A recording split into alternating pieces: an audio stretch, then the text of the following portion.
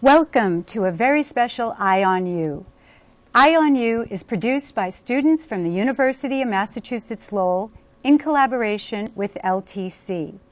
Today we have a very distinguished guest with us, Congressman Meehan, who is going to be our new Chancellor for the University of Massachusetts Lowell. Welcome. Thank you. Delighted to join you. Do you still have 1 foot in Washington and 1 foot here? Yeah, I kind of do. I'm leaving the Congress on July 1st, so during the week I'm in Washington, but as you can imagine, I'm talking to people on campus. I have a lot of meetings I'm trying to plan, so I feel as though I'm doing 2 jobs at once.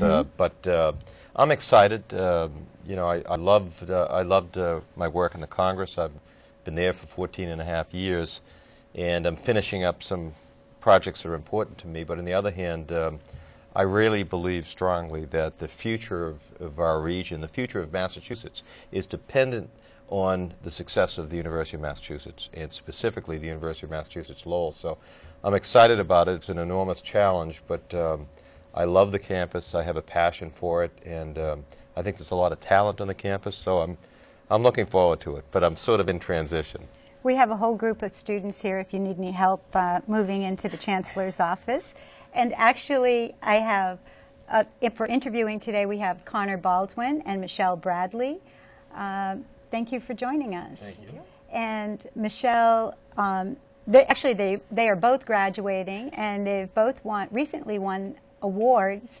Connor in Toronto was with the North American Model UN, and right. Michelle Bradley recently won an award as Student Leader of the Year.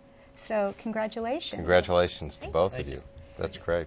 I'd like to start off the questions beginning with your roots and the community and the impact that the community has had on you growing up here. Well, I grew up one of 7 children on London Street in Lowell, which is, they used to call it AF City, but it's a pretty humble neighborhood.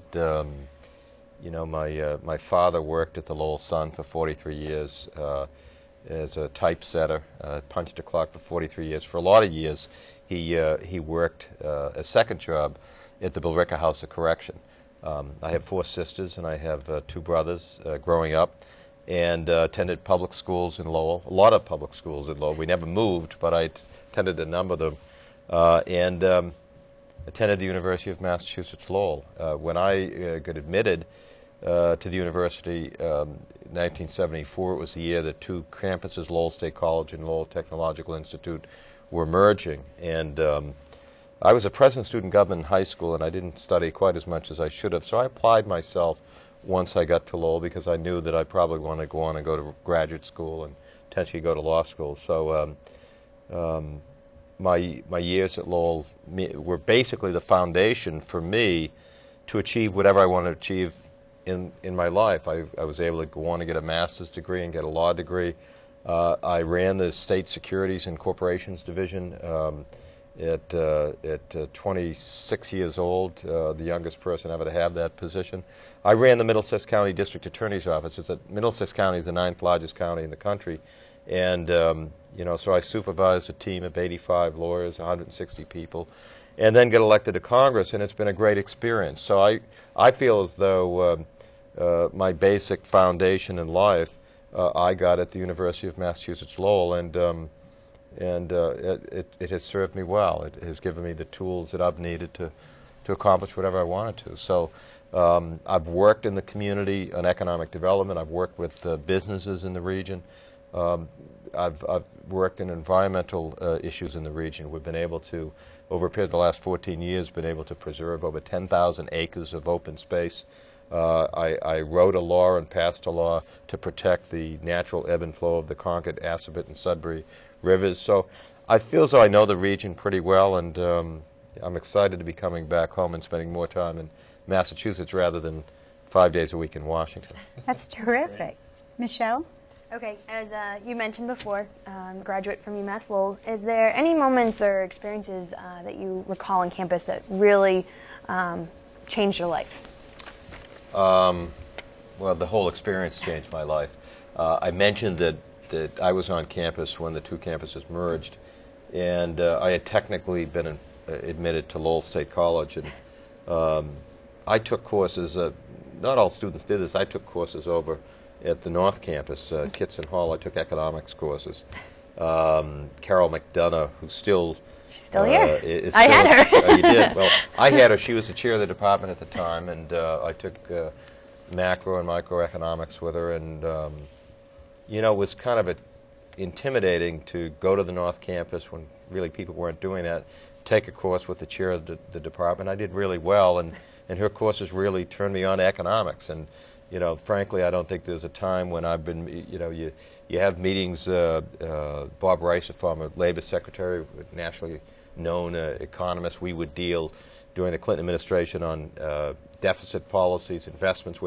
And I always felt I got a great base from Carol McDonough's economics classes, and always read after that the Wall Street Journal, the New York Times business page, and I feel that that was kind of changed my life. I think the other thing that I studied hard when I first got to the university, and you know, I remember my first semester. I think I had a 3.4 cum, and I felt, you know, I'm going to get through this. I'm going to do well enough to get admitted to graduate school. So I think the whole experience probably I view as sort of changing my life in a lot of ways. Excellent.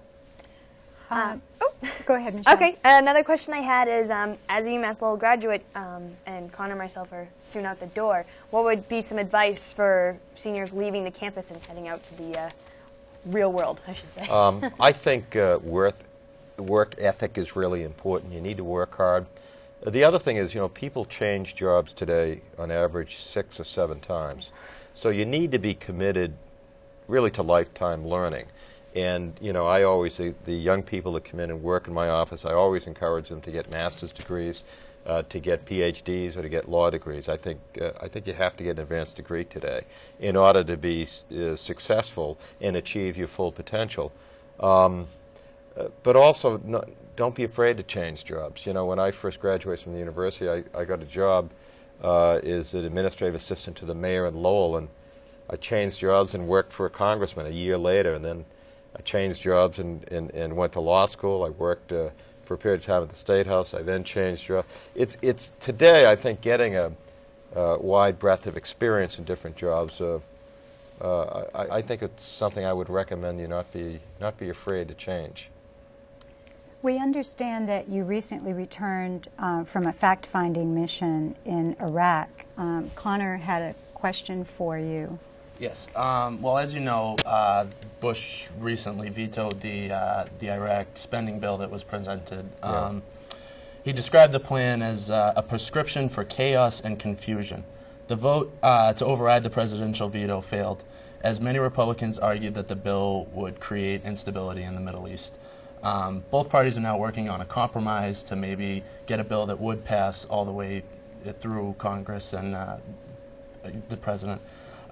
What type of points do you think that some kind of bill would include that might be able to please both sides and make some actual progress?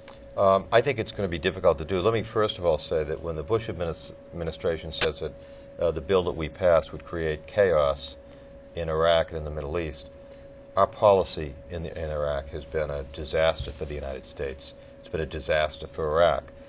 We have made mistake after mistake after mistake, starting from the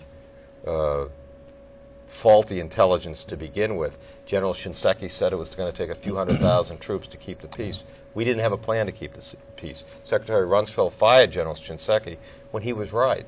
It's been a disaster, and every time I go to Iraq, I come back and see that it's in worse condition. What we've tried to do in this supplemental budget bill, put up benchmarks so that we require